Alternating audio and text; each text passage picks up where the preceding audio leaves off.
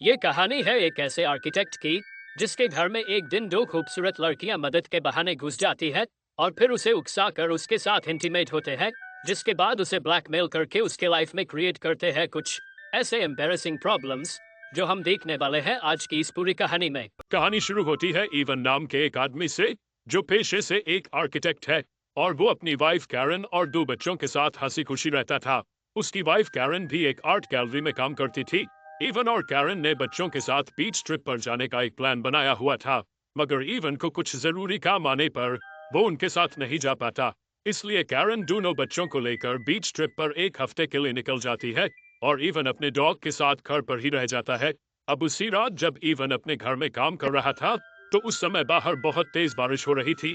तभी उसके घर की डोर बेल बजती है। उसके बाद इवन जब दरवाजा खोलने जाता है तो वहां पर दो लड़कियां खड़ी थी, जिनमें से एक का नाम बेल और दूसरी का नाम जेनेसिस होता है।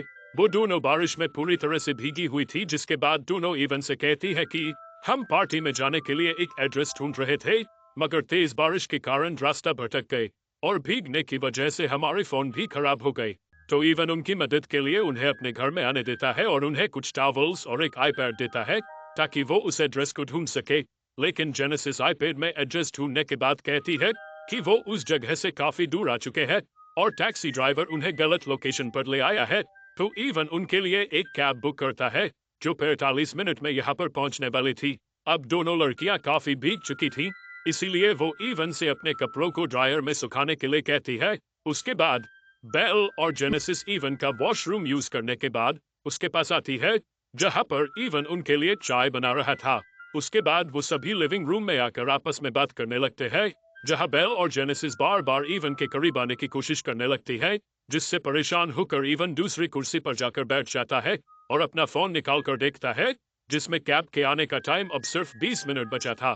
फिर इवन उनसे पूछता है कि तुम लोग क्या काम करते हो, जिस पर वो बताती है कि हम दोनों एयर होस्टेस हैं। इसी दौरान बेल और जेनेसिस लगातार इवन को उकसाने की कोशिश करती है, जिससे इवन दोबारा उनसे अलग जाकर दूसरी कुर्सी पर बैठ जाता है। दरअसल इवन शादीशुदा था, इसलिए वो बेल और जेनेसिस को बार बार उकसाने पर भी उनसे दूरी बना रहा था। लेकिन बेल और जेनेसिस अपनी लाइफस्टाइल और देश विदेश में घूमने की कहानी इवन को बताने लगती है और इवन को उनके साथ इंटीमेट होने के लिए उकसाने लगती है। इसी दौरान इवन फिर से फोन को चेक करता है और देखता है कि अब कैब सिर्फ 5 मिनट की दूरी पर है। तभी जेनेसिस वॉशरूम यूज करने के बहाने वहां से उठकर चली जाती है और बेल फिर से इवन को सेड्यूस करने की कोशिश करती है। तभी इवन को कैब ड्राइवर का कॉल आता है, क्योंकि कैब इवन के घर के बाहर आ चुकी थी। इसलिए बेल जेनेसिस को बुलाने के लिए वॉशरूम की तरफ चली जाती है और इवन उनके कपड़े लेने चला जाता है। लेकिन बेल और जेनेसिस काफी देर तक वॉशरूम से न आने पर वो उनके कपड़े लेकर बाथरूम की तरफ जाता है और डोर नॉक करता है, मगर वो दोनों बाहर नहीं आ रही थी। तो इवन अपनी आंखों पर हाथ रखता है और अंदर चला जाता है। अब इवन के अंदर पहुंचने पर हम देखते हैं कि बेल और जेनेसिस पूरी तरह से बिना कपड़ों की थी और इवन के अंदर आते ही वो उसको अपनी तरफ आकर्षित करने के लिए उसके साथ जबरदस्ती करने लगती है। मगर इस बार इवन अपना कंट्रोल खो देता है और बाथरूम में उनके साथ इंटीमेट होने लगता है और फिर बेडरूम में भी इंटीमेट होता है और इस तरह से पूरी रात बीत जाती है और सुबह हो जाती है। जिसके बाद जब इवन उठता है तो उसे बेल और जेनेसिस कहीं दिखाई नहीं देती, जिससे इवन को लगता है कि वो दोनों शायद चली गई। लेकिन तभी उसे किचन से उन दोनों के हंसने की आवाज आती है। तो इवन वहां जाकर देखता है कि उन्होंने उसके किचन का बहुत बुरा हाल कर दिया है। ये सब देखकर इवन उनसे उनके घर छोड़ने की बात कहता है।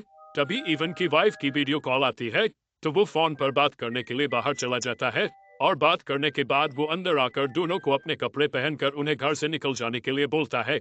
मगर बेल और जेनेसिस उसके घर से जाने के बजाय उसके वाइफ की आर्ट को खराब करने लगती है, जिससे परेशान होकर इवन उन दोनों को पुलिस बुलाकर जेल भिजवाने की धमकी देता है। मगर बेल इवन से कहती है कि हम दोनों अंडर एज है और तुम हमारे साथ इंटीमेट हो चुके हो, इसलिए पुलिस तुम्हें रेप केस में अरेस्ट कर लेगी। तभी दरवाजे पर इवन की वाइफ की एक फ्रेंड आई होती है, तो इवन उन दोनों से बाहर न आने की बात कहकर दरवाजा खोलने जाता है। तभी इवन की बात करते समय जेनेसिस वहां आकर उससे चिपकने लगती है, जिस कारण उसकी वाइफ की फ्रेंड इवन को बहुत भला बुरा कहकर वहां से चली जाती है। इसके बाद इवन अंदर जाकर दोनों लड़कियों को बहुत डांटता है और इस बार सच में पुलिस को फोन लगा देता है, जिससे बेल और जेनेसिस डरकर उसके घर से जाने के लिए मान जाती है और फिर जैसे तैसे इवन उन्हें अपने गाड़ी में बिठाकर एक घर के बाहर छोड़कर चला आता है और वापस आकर वो पूरे घर की सफाई में लग जाता है। क्योंकि बेल और जेनेसिस ने उसके पूरे घर को गंदा कर दिया था। अब उसके बाद रात को जब इवन अपने काम में लग जाता है, तभी अचानक उसे ग्लास टूटने की आवाज सुनाई देती है, जिसे देखने के लिए जब वो जाता है तो वहां उसे अपनी फैमिली फोटो नीचे गिरी हुई दिखाई देता है। और जैसे ही वो उस फोटो को उठाने के लिए नीचे झुकता है, तभी जेनेसिस उसको पीछे से हमला कर देती है, जिससे इवन बेहोश हो जाता है। जिसके बाद जब इवन को होश आता है तो वो खुद को एक बिस्तर पर रस्सी से बंधा हुआ पाता है और जेनेसिस को चिल्लाकर अपने आप को खोलने के लिए कहता है। तभी बेल वहां पर इवन की बेटी की स्कूल ड्रेस पहनकर सामने आती है, जिसके बाद दोनों पास आकर इवन के कपड़े उतारने लगती है। लेकिन तभी इवन की वाइफ की वीडियो कॉल आ जाती है, तो जेनेसिस इवन को बेल के साथ इंटीमेट होने के लिए कहती है। लेकिन इवन के ऐसा ना करने पर जेनेसिस कहती है कि मैं तुम्हारी वाइफ को वीडियो कॉल पर बता दूंगी कि तुम हमारे साथ मजे कर रहे हो। तो इवन बेल के साथ इंटीमेट होने के लिए तैयार हो जाता है और फिर बेल इवन के ऊपर आकर इंटीमेट होने लगती है और इंटीमेट होते हुए बेशर्मों की तरह आवाज निकालने लगती है। और जेनेसिस ये सब रिकॉर्डिंग कर रही होती है। उसी दौरान जेनेसिस कुछ खाने के लिए किचन की तरफ चली जाती है और इवन बेल के साथ इंटीमेट होते हुए पूरी ताकत लगाकर रस्सी को खोल लेता है और बेल को धक्का देकर बेड से नीचे गिरा देता है। जिसके बाद वो जेनेसिस की तरफ बढ़ता है और उसे मारने की कोशिश करता है, लेकिन तभी जेनेसिस इवन पर फिर से हमला कर देती है, जिससे इवन बेहोश हो जाता है। इसके बाद ये दोनों इवन को फिर से बांध देते हैं और उसके सामने साइको की तरह हरकतें करने लगते हैं और उसे एक हेडफोन पहनाकर म्यूजिक लाउड करके सताने लगते हैं। फिर थोड़ी देर बाद इवन के घर लुइस आकर डोर बेल बजाता है, जो इवन के वाइफ कैरन की असिस्टेंट है। लेकिन जब वो अंदर आता है तो उसे इवन नहीं मिलता, क्योंकि इन दोनों लड़कियों ने उसे एक रूम में बंद कर दिया होता है। और वो दोनों लड़कियां लुइस से कहती है कि हम इवन की भतीजी है, मगर तभी लुइस को एक कमरे से आवाज सुनाई देता है और वो जैसे ही वहां जाने लगता है तो दोनों मिलकर लुइस की पॉकेट से उसका इनहेलर चुरा लेते हैं। उसके बाद लुइस उस रूम में जाता है जहां उसे इवन मिलता है, जो रस्सी से बंधा हुआ था। अब लुइस इवन को ऐसे देखकर घबरा जाता है और उसकी मदद करने के लिए उसे खोल रहा होता है, पर इसी बीच वो दोनों लड़कियां कैरन की आर्ट को तोड़ने लग जाती है, जिससे लुइस उनको रोकने के लिए जाता है। लेकिन इवन लुइस को मना करता है कि ये दोनों बहुत खतरनाक है, वहां मत जाओ। लेकिन लुइस फिर भी उन्हें रोकने के लिए वहां चला जाता है और उन दोनों को रोकने की कोशिश करता है, पर वो नहीं मानती और कैरन के आर्ट को तोड़ती रहती है। और इसी बीच लुइस को सांस लेने में तकलीफ होने लगती है, क्योंकि लुइस को अस्थमा होता है। और जैसे ही वो अपनी जेब में हाथ डाल के अपना इनहेलर निकालने की कोशिश करता है तो उसका इनहेलर पॉकेट में नहीं मिलता, क्योंकि उसका इनहेलर उन दोनों ने पहले ही निकाल लिया था। अब वो दोनों लड़कियां लुइस का इनहेलर एक दूसरे को कैच करने लगती है और लुइस उन दोनों से इनहेलर लेने की कोशिश कर रहा होता है। और इसी बीच लुइस का पैर फिसलकर उसका सर एक पत्थर से टकरा जाता है, जिससे वहीं पर ही उसकी मौत हो जाती है। और ये देख के दोनों लड़कियां हंसने लग जाती है। अब ये सब देखकर इवन को ये समझ आ जाता है कि ये दोनों लड़कियां पूरी तरह से साइको है। जिसके बाद ये दोनों लुइस की लाश को पेपर से ढककर उसके ऊपर पेंट करके एक मूर्ति की तरह बनाकर उसके लाश को ठिकाने लगा देते हैं। और इवन के फोन से लुइस के फोन पर ऐसा मैसेज करते हैं ताकि बाद में लोगों को लगे कि लुइस और कैरन की अफेयर चल रहा था, और इसका बदला लेने के लिए इवन ने ही लुइस को मार डाला। अब इसी दौरान इवन अपने पैरों से अपनी वाइफ को आईपैड से मैसेज करने की कोशिश करता है, लेकिन इसमें भी वो पकड़ा जाता है और वो दोनों उसका आईपैड बाहर फेंककर तोड़ देती है। जिसके बाद वो दोनों पूरे घर की सारी चीजें तोड़कर तहस नहस कर देती है और फिर उसके घर के गार्डन में एक गड्ढा खोदती है। और जब इवन हेल्प के लिए चिल्लाता है तो ये दोनों लड़कियां उसे गन पॉइंट पे रख देती है, जिससे इवन डर जाता है और हार मान लेता है।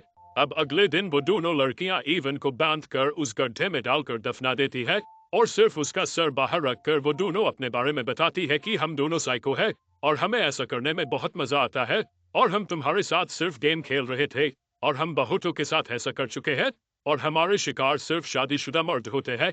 इसके बाद वो दोनों उसका मोबाइल निकालती है और उसको वो वीडियो दिखाती है जिसमें बेल इवन के बेटी की स्कूल ड्रेस पहनकर उसके साथ इंटीमेट हो रही थी। जिसके बाद उस वीडियो को इवन की फेसबुक प्रोफाइल पर अपलोड करके टाइटल पर लिखती है हैप्पी फादर्स डे, ताकि लोगों को ये लगे कि इवन अपनी बेटी के साथ ही इंटीमेट हो रहा है। और फोन को वहीं पर छोड़कर वो दोनों वहां से चली जाती है।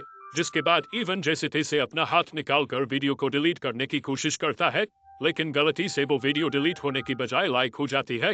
अब थोड़ी देर बाद हम देखते हैं कि इवन के वाइफ और बच्चे घर में आते हैं तो उन्हें पूरे घर का सामान बिखरा हुआ दिखता है, पर कैरन को कुछ समझ नहीं आता और उसे लगता है कि उनके जाने के बाद इवन ने अपने दोस्तों के साथ बहुत मजे किए हैं। और इसी के साथ ये मूवी यहीं पर खत्म हो जाती है। तो दोस्तों, कहानी कैसा लगा कमेंट करके जरूर बताना और वीडियो को लाइक और चैनल को सब्सक्राइब कर देना।